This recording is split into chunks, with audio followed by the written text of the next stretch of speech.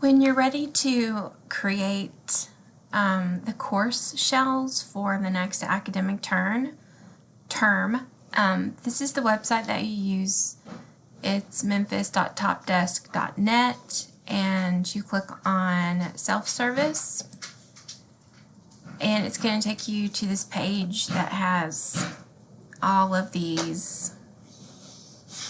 You need this one, other request. So click on other request, and then click on academic section maintenance.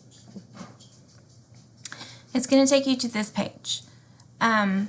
This is what I do. I group everything according to the corporate partnership. So for a brief description, I type in create MEMP 0930, 0925, 0950, and then for whatever term that you're creating them for.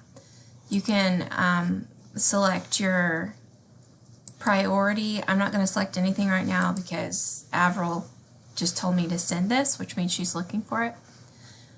And then I provide the course name along with the CRN.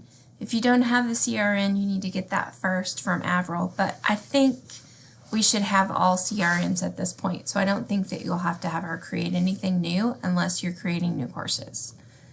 And then, put your phone number in and then click submit. So that is how you get the ball rolling on getting new courses ready for the next academic term in eCourseware.